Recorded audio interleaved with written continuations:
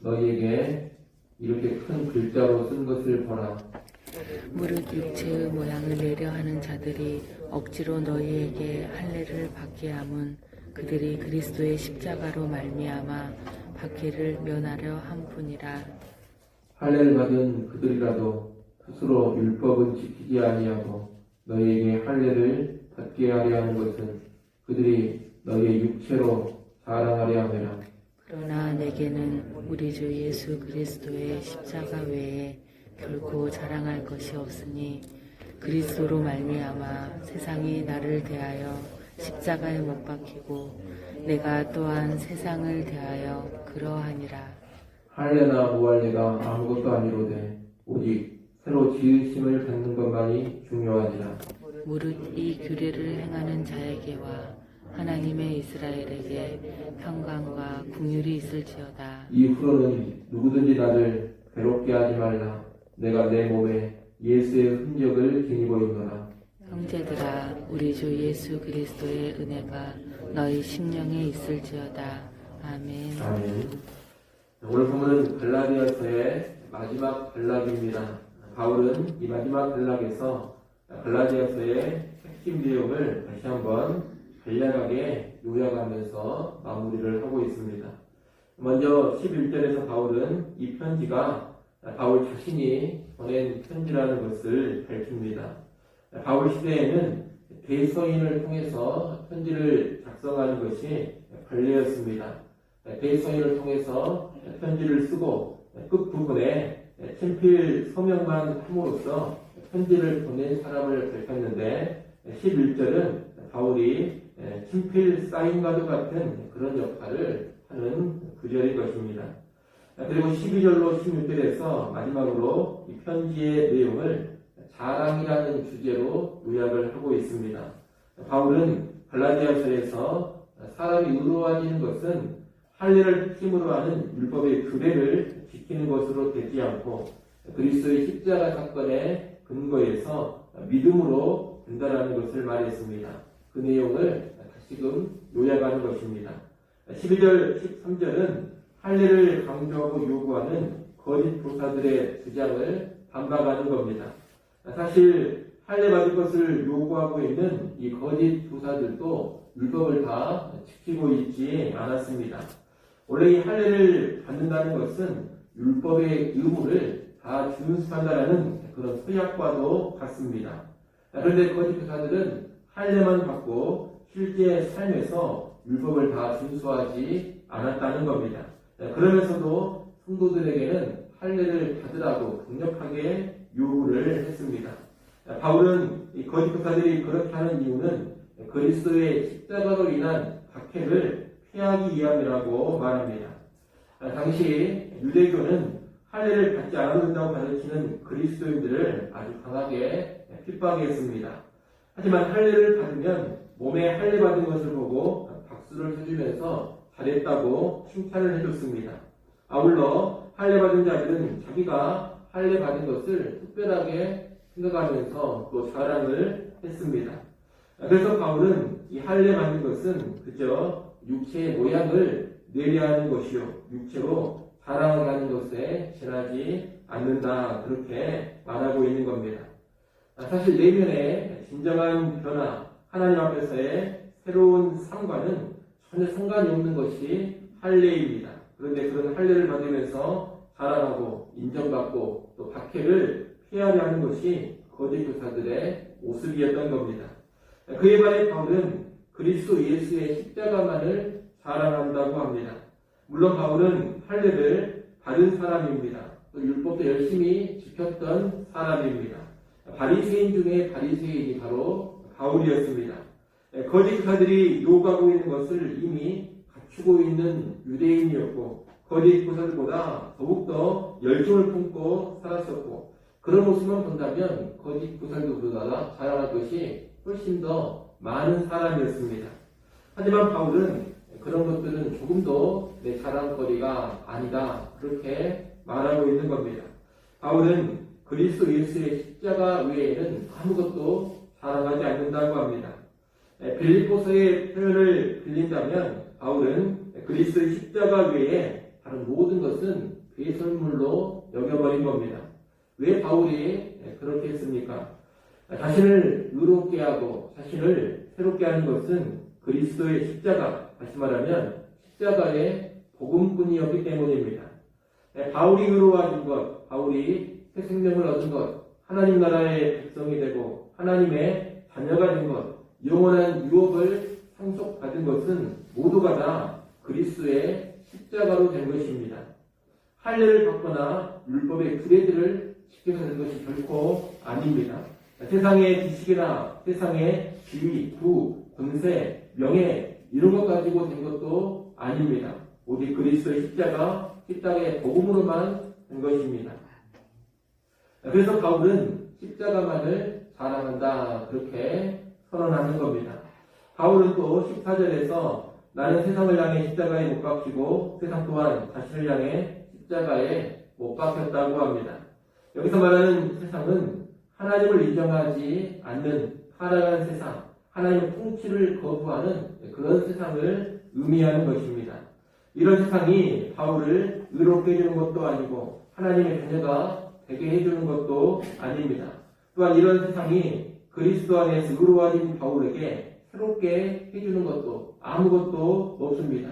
그래서 이런 세상은 자신과 아무런 상관이 없다고 선언을 하는 겁니다.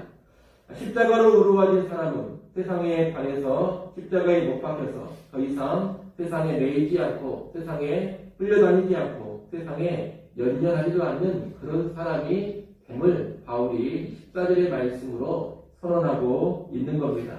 세상이 구원에 관하여서 아무것도 해주는 것도 없고 어떤 것도 더해주는 것이 없기 때문에 나는 세상과 무관한 사람이라 이런 선언을 하는 겁니다. 이어 바울은 15절에서 할례나 무할례나 아무것도 아니라고 합니다. 외적으로 육체 외양에 할례라는 표식이 있는지 없는지는 조금도 중요하지 않다는 겁니다. 그것이 중요한 것이 아니라 내면이 변화되었느냐 이것이 중요합니다.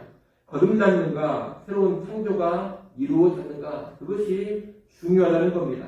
달리 말하면 새 창조를 여는 하나님 나라에 정말로 들어갔느냐 이것이 중요한 것입니다.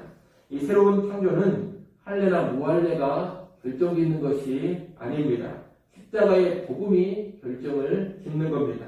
그리스도의 십자가에 관해서 듣고 예수 그리스도를 믿으면 그 사람은 새로운 피조물이 되고 하나님의 백성, 하나님의 자녀가 됩니다. 갈라디아서 3장, 4장에서 바울이 이미 논증했던 그런 표현으로 말한다면 예수 그리스도를 믿는 자만이 진정한 아브라함의 자손이 되는 겁니다. 예수님의 십자가의 근거에서 믿음으로 의롭게 되고 믿음으로 새 창조된 사람이 참된 아브라함의 자손, 진정한 이스라엘 사람입니다.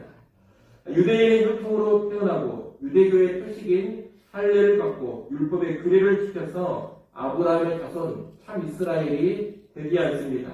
할례를 받든지 안 받든지 간에 예수 그리스도를 믿기만 하면 진정한 아브라함의 자손, 참 이스라엘이 되는 겁니다.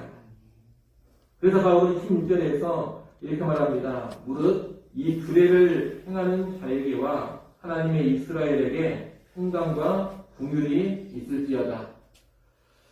여기서 규례라는 말이 나오는데 이 규례란 14절, 15절에서 말한 원리를 의미하는 겁니다. 그 원리는 할례나 무할례가 아니라 그리스도의 십자가로 의로워지고 새로워진다는 원리입니다. 그리고 하나님의 이스라엘이라는 말이 나오는데 이 하나님의 이스라엘이란 혈통적인 이스라엘, 혈통적인 유대인을 가리키는 말이 아닙니다. 여기서 이스라엘이란 아브라함의 자손을 말하는데 바울은 이미 갈라디아 3장에서 예수를 믿어 예수 안에 있는 사람들이 진정한 아브라함의 자손이라고 밝혔습니다. 그럼 여기서 말하는 하나님의 이스라엘이란 유대인과 이방인을 다 포함해서 예수 믿어 의롭게 된 사람들을 가리킵니다. 유대인과 이방인을 다 포함한 예수 믿는 사람들, 그들이 하나님의 이스라엘입니다. 결국 이 16절 말씀은 할례가 아닌 믿음으로 의로워지는 원리를 행하는 자, 그로 인해 진정한 이스라엘, 하나님의 이스라엘이 된 사람들에게 평강과 국률이 있으리라는 선언입니다.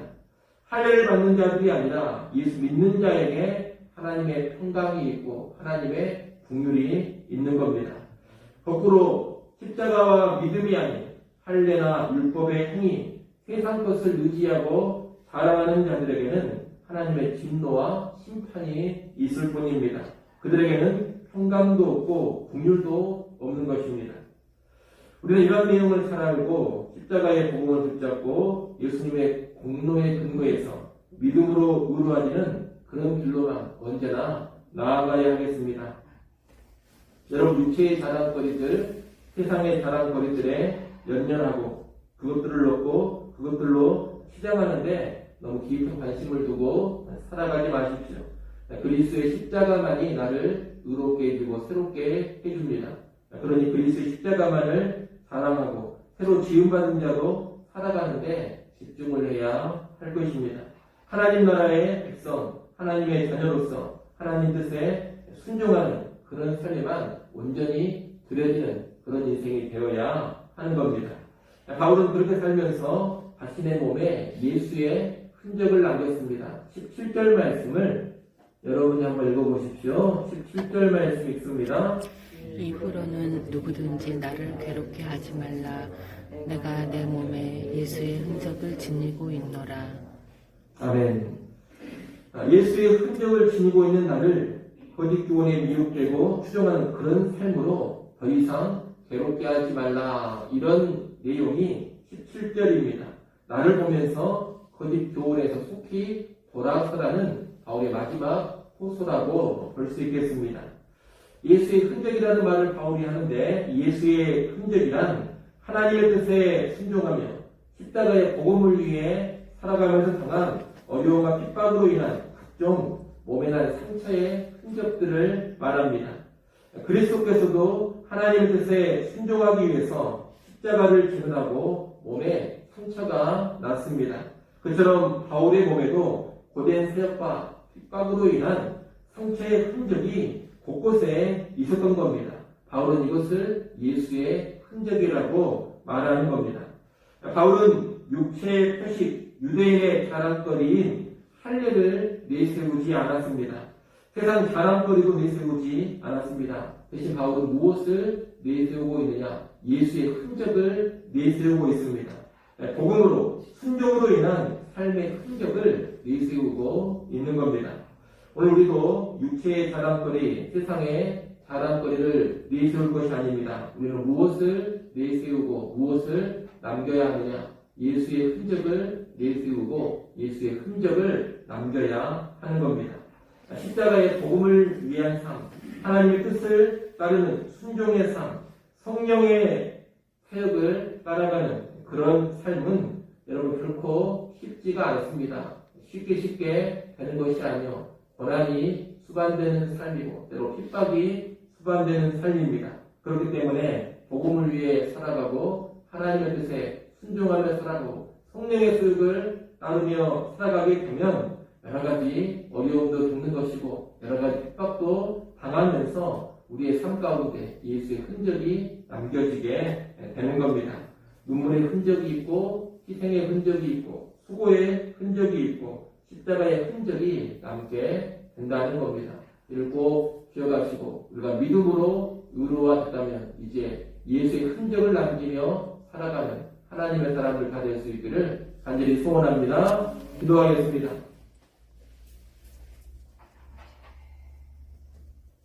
아버지 하나님, 우리가 의로워지고 구원받는 것은 오직 예수 그리스도의 십자가를 통해서만, 십자가의 복음으로만 가능하다는 것을 다시 한번 깨닫게 하시고 믿음으로 의로워지는 그 십자가의 복음 붙잡고 살아가게 하여 주시옵소서. 십자가의 복음만이 나를 구원해 주니 그 어떤 다른 것도 자랑하거나 의지하거나 내세우지 않게 하시고 오직 십자가만 자랑하며 살게 하여 주옵소서. 나아가 이 십자가만 자랑하는 삶 가운데 예수의 흔적 남기며 이 세상 살아가게 하여 주시옵소서. 아버지 하나님, 이 시간도 하나님께 나와 기도합니다.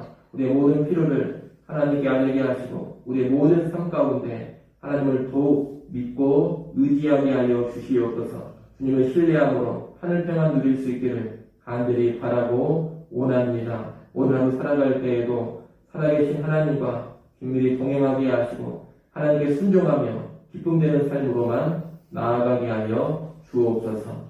예수님의 이름으로 기도드리옵나이다. 아멘.